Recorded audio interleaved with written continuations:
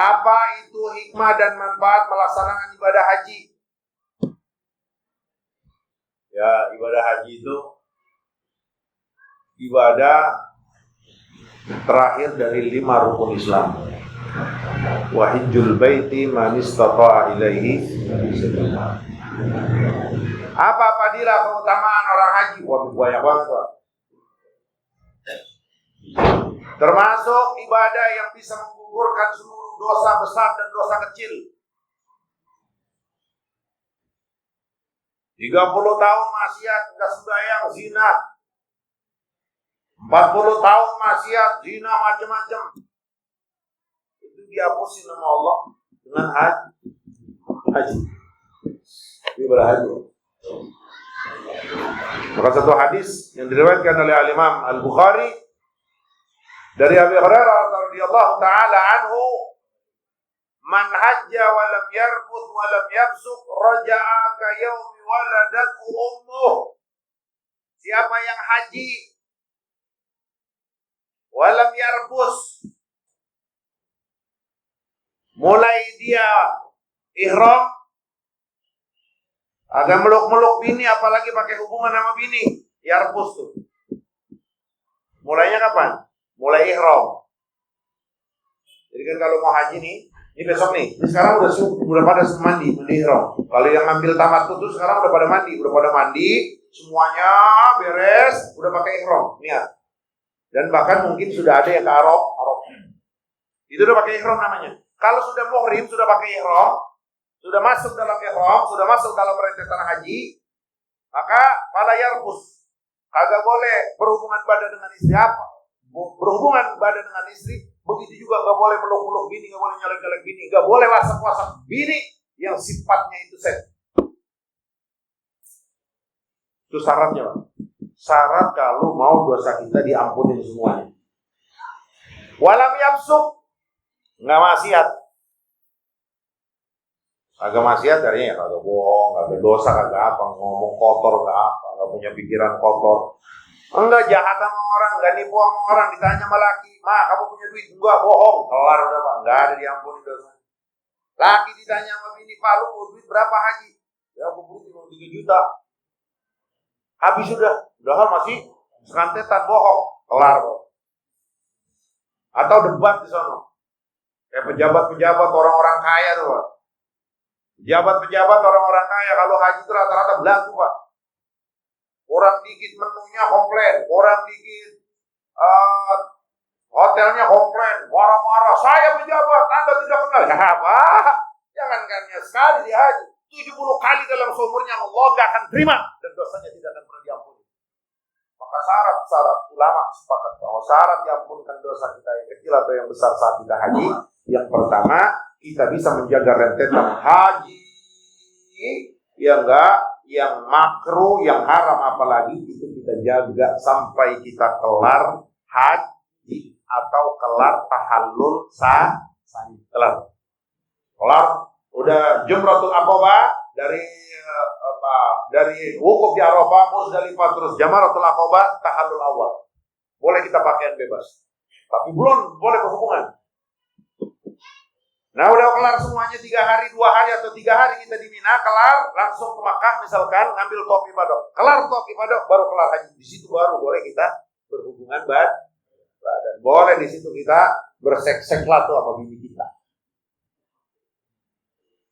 "Ustaz, dia mah tetap dosa itu haji nggak diterima." "Kenapa?" "Lah, WhatsApp-nya bukan sama bininya." "Lah, itu apa? Kagak di sini, kagak di sana."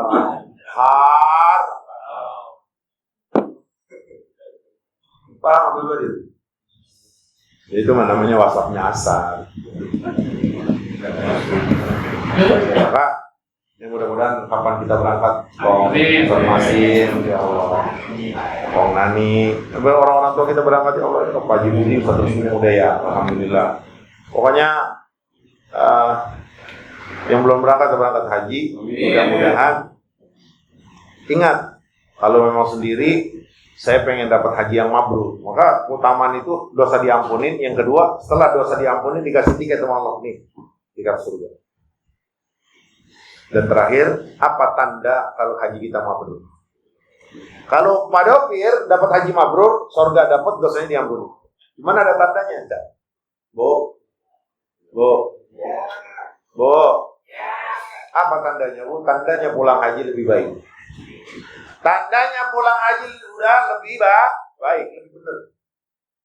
Zahidan fid dunya radiban fil akhirah. Ini kesimpulan dari seluruh pendapat ulama. Apa tanda haji yang mabrur? Haji yang mabrur pulang dari haji, dia sudah lebih ngerem untuk urusan dunia dan sudah lebih gemar untuk urusan akhirat. Awalnya sebelum haji malas sholat lagi, malas jamaah dia jamaah. Sama, tanda haji diterima, tanda umroh diterima, itu kayak begitu. Lebih baik dari sebelum. Nah makanya kita yang udah haji, yang udah umroh, lihat umroh saya kemarin dapatnya nih, diterima apa enggak ya? Lihat sekarang. Bermusi udah haji diterima apa kagak? Lihat sekarang. Makin bener nggak dari kemarin? Makin soleh nggak dari kemarin? Bukan makin sayang sama bini ya, bukan. Ntar ada yang ngomong, oh, makin sayang sama bini itu tanda makbul ya? Enggak loh. Bang Sori jangan tahu bang, enak. Ntar pada denger itu. Paham aja ya? Umurannya begitu. Ya Ji, kayaknya gua kagak haji, niatin aja udah. Haji mah kan wajibnya kalau kita punya duit. Kalau kagak punya duit, kagak wajib. Niatin. Kalau lah memang kita nggak sempat haji karena keterbatasan kita, mudah-mudahan jatuh di anak gitu kita bisa berangkatin haji kita. Aman. Yang penting itu aja. Ya, kelebihan orang yang melaksanakan haji, ya tiket surga sudah ada dan pastinya dosanya diampuni. Tapi syaratannya dia bisa menjaga etika haji yang wajib, yang sunnah, yang haram, yang makruh pastinya ditinggalkan, dan pas pulang dari haji lebih baik dari hari kemarin. Sama orang kemarin rumahnya pelit, sekarang baik. Sama orang kemarin sebelum haji julid banget, sekarang baik nggak julid. Sebelum haji kalau gibahnya luar biasa, fitnahnya luar biasa. Pas pulang haji ya Allah, nggak ada dia kumpul ngomong kecuali ngomong kebaikan orang. Orang tandanya hajinya diterima. Kita mah kagak. Lagi nengokin orang pulang haji. Lagi nengokin. Gue mau cerita sama lu, cerita apa sih? Gue mau gedek banget sama sana. Ngapa? Oh, politnya di sono. Lah, ilah. Padahal kalau kata orang tua kita itu malaikat belum pada kabur 40 orang, 40 malaikat udah ngomongin orang nih. Kita masih nengokin, belum 2 hari, baru sehari dia pulang haji udah ngomongin orang. Nah, itu tanda pak hajinya ditolak oleh Allah Subhanahu wa ta'ala. Paham? Mudah-mudahan kita diberangkatin haji dengan harta yang halal. Pulang hajinya haji yang mabrur. Nah, terus doain guru kita kayak Mustafa Kamal kemarin sempat video call. Dia lagi sibuk-sibuknya karena ada 200 jamaah yang dia bawa. Doain biar sehat. Kelihatannya udah lemes. Makanya saya nggak mau minta apa-apa sama dia. Ntar aja karena emang lagi reporter, kalau udah kelar haji, udah kelar semuanya baru saya minta apa-apa gitu. Ya mudah-mudahan manfaat. Jangan pernah lupa untuk jasa kita. Yuk, silakan. Amalan atau ibadah apa yang pahalanya sebenarnya sama naik haji? Karena semua orang bisa naik haji ya Pak? Nggak semuanya orang naik haji, tapi pahala Allah siapkan. Yang mau nggak? Bagi yang tidak punya kemampuan haji karena memang Allah tidak izinkan, bisa dia mendapatkan pahala haji. Caranya bagaimana? Datang ke masjid atau datang ke musola sholat subuh. Terus dia tidak langkahkan kakinya ke musola atau masjid kecuali untuk ibadah karena sholat subuh dia berjamaah. Setelah dia sholat subuh berjamaah, dia wiridan bareng dengan imam atau enggak sendiri. Terus setelah imam pada bubar, orang jamaah pada bubar, dia tetap di musola. Pastikan yang pertama, dia enggak batal wudhu dan kagak ngobrol. Kagak batal wudhu dan kagak ngobrol. Dia pun kalau mau ini cukup zikir. Udah. Pak Haji Udin udah pulang, Kong Ani udah pada pulang, semuanya udah pada balik sendiri sampai terbit matahari, syuruk istilahnya, sampai syuruk. Nah saat syuruk dia sholat 2 rakaat, habis itu dia pulang. Maka kata Rasulullah, pahalanya sama seperti haji dan umroh tanpa sedikit pun kurang. Itu kelebihan umat Sayyidina Muhammad. Orang kaya hajinya setahun sekali, Pak. Tapi umat Sayyidina Muhammad yang miskin, kalau dia mau ngikutin Rasulullah, setiap hari dia bisa haji, setiap hari dia dapat pahala haji dan umroh yang sempurna. Setiap subuh. Oh, kayaknya udah. Subuh jamaah, bagusnya di masjid. Kalau musola kita udah rame, ya Bang Sony, musola kayaknya udah rame nih, ke masjid aja dah, Idris atau ke Al-Maghfirah. Ntar orang-orang pada kelar, kita jangan keluar, baca aja Quran. Terus baca Quran sampai kita lihat jam di WhatsApp, di handphone, udah suruh nih, udah. Sadaqallahul-azim, sholat 2 rakaat.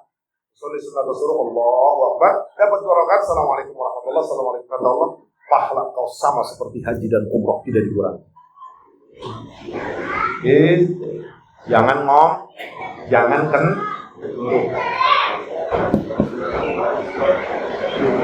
lah kalau di musolanya sambil nyarap nasinya mas senang, ya kagak haji. Lo ngapain jadi nyarap? Ntar nyarap mah habis pulang dari musol, nyarap. Jadi nggak bisa. Ustaz masih kita nyarap di musola nggak kena. Nyarap aja. Kalau udah nyarap sama aja ngomong aja kagak boleh, kita ngomong artian yang kagak jelas.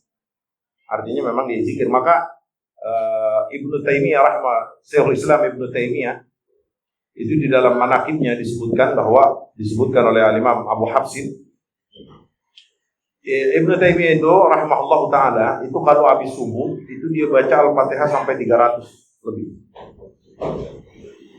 Makanya ini buat orang-orang yang suka dikit-dikit Ibnu Taimiyah kan gitu. Enggak. Dia terfitnah oleh mereka-mereka yang mengatakan Wahabi dan yang lain. Ibnu Taimiyah itu kalau habis sholat subuh, dia nggak keluar masjid dulu sampai suruh dia sholat 2 rakaat. Caranya gimana? Dia baca Fatihah sampai 300 kali. Boleh tuh Bang Sony kalau nggak kerja. Tapi kalau bakalan kerja terus telat, bini jadi marah-marah, apalagi bini rewel kan? Oh jangan pulang cepet langsung.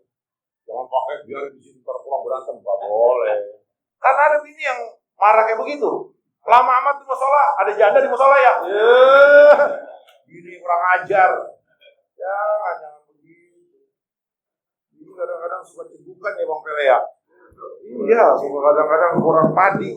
Orang makanya biasanya makan padi. Hah? Iya, benar itu Bang Pele, benar. Dia paham kira-kira semuanya?